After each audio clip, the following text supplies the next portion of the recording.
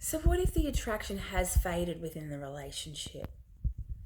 If it was once there, you can get it again. And here's how we do it. Here's what we do about it.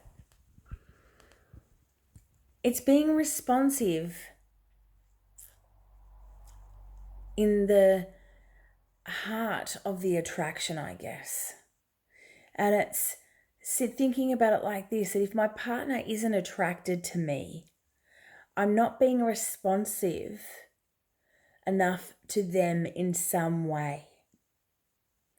If you are not attracted to your partner, maybe you've tuned out, you've disengaged, and you don't respond. So, responsiveness is one of the keys to attraction. Then, for attraction, let's talk about it this way. You have to notice your partner's needs. Does your partner need your attention? Does your partner need to talk to you? Does your partner need support, understanding? Is your partner sad, down, angry, upset? Do you respond to your partner's emotions? It's a sequential thing that measures responsiveness. There are people who are tuned out and clueless to their partner's desires and what is going on around them, and it's simply going down the toilet. Your desire is leaving you because you're not tuning in to the signals that would ignite your own desire. So this is what the research suggests by, as I've mentioned before, from the Gottman Institute.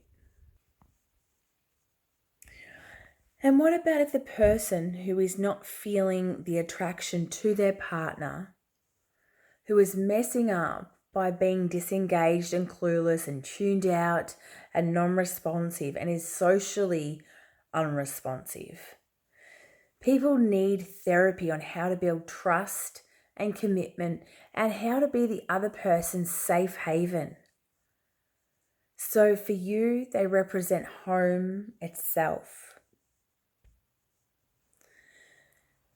When the other person is repulsed by the other person or disgusted by the other, there's not a lot you can do about that.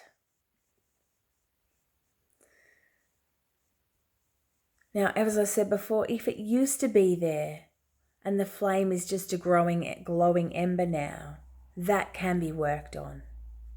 You can go from disinterest and disengagement to passion. And there's a lot of reasons for disengagement, and that can be because there's been betrayal or an affair, financial betrayal, or pornography will do it too. We are mammals. You've got to have that desire. When it's low, you can build it up. And there's a trio of dimensions you need to work on for connection and attraction. And responsiveness is the key. One dimension is building trust.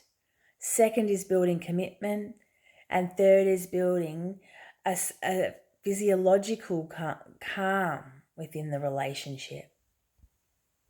You can build trust through tuning into your partner's negative emotions, listening with understanding and compassion, not defensiveness, not listening for rebuttal, that attunement, but really listening and leaning in and hearing what's being said. And transparency builds trust. You're seen by your partner. There's no mystery. There's nothing hidden and there's no secrecy.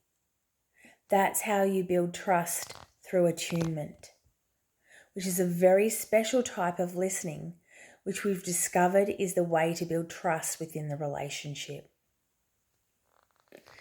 Then to build on to the commitment. We've learned that research of Cal Rusbolt showed us that the key dimension in building commitment is making positive comparisons between your partner and real or imagined alternatives. When you cherish your partner, when you cherish what you have and nurture with gratitude with this person, you start building commitment.